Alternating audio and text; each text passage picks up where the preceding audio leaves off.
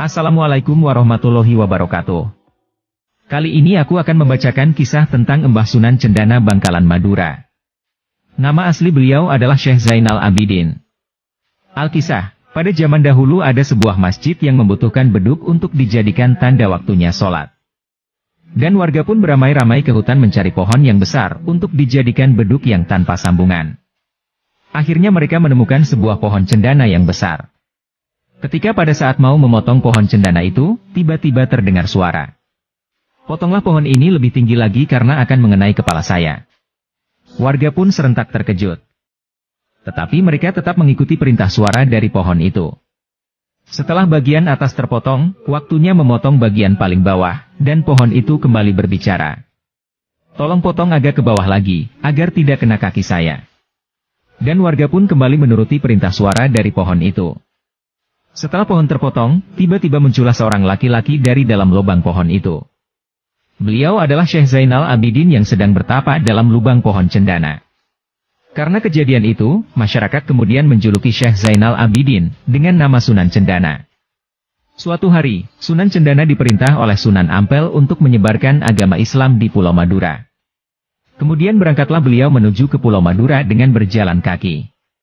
Akhirnya sampailah di pesisir Surabaya, dan berencana untuk menyeberang laut di Selat Madura. Tiba-tiba ada seekor ikan mondung, sejenis ikan hiu yang sangat besar menghampirinya sambil berkata, "Saya siap untuk mengantarkan Kanjeng Sunan." Dan akhirnya beliau naik di punggung ikan tersebut, diantar ikan mondung menuju Pulau Madura. Sesampai di Selat Madura tepatnya di Kecamatan Kuanyar, sebelah timur pantai Rongkong, turunlah Sunan Cendana dari punggung ikan itu, dan Sunan Cendana berkata kepada ikan mondung, "Wahai ikan mondung, imbalan apa yang engkau minta dari saya?" Dan ikan mondung tersebut berkata, "Saya tidak menginginkan apa-apa melainkan ingin mendapatkan barokah darimu wahai Kanjeng Sunan." Lantas, Sunan Cendana secara spontan dan berkata kepada ikan mondung tersebut, "Aku berjanji, aku akan melarang semua murid-muridku dan keturunanku, untuk tidak makan dagingmu, wahai ikan mondung. Dan apabila kelak ada keturunanku yang dengan sengaja memakan ikan mondung, maka mereka akan mengalami suatu penyakit kulit yang tidak bisa disembuhkan atau diobati." Lalu, ikan mondung itu pun mohon pamit, kembali ke laut meninggalkan Sunan Cendana. Ketika siang hari, Sunan Cendana merasa haus, dan hendak berwudu. Tetapi di daerah tersebut, Sunan Cendana tidak menemukan air yang dapat diminum, karena airnya terasa asin. Maka Sunan Cendana kembali ke masjid dan kemudian menancapkan tongkat ke daerah pinggiran masjid, dan atas izin Allah Subhanahu wa Ta'ala, maka terjadilah sebuah sumber mata air yang deras. Dan rasa air tersebut terasa segar tidak berasa asin, meskipun berada di daerah pesisir. Wallahu a'lam bishawab. Itulah sedikit kisah tentang Mbah Sunan Cendana. Dan beliau dimakamkan di Desa Ketetang, Kecamatan Kuanyar, Kabupaten Bangkalan.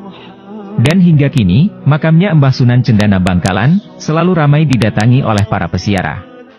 Semoga suatu saat, kita semua bisa diperjalankan Allah untuk bisa berkunjung atau berziarah di makam Mbah Sunan Cendana Bangkalan Madura. Karena menurut Syekh An-Nawawi Al-Bantani, hikmah berziarah itu ada 4, yaitu 1. Untuk mengingat mati dan akhirat. 2. Untuk mendoakan ahli kubur. 3. Untuk mendapatkan keberkahan. 4. Memenuhi hak ahli kubur yang diziarahi, seperti ziarah ke makam orang tua. Semoga sehat, bahagia, dan barokah selalu untukmu. Rahayu, rahayu, rahayu. Wassalamualaikum warahmatullahi wabarakatuh.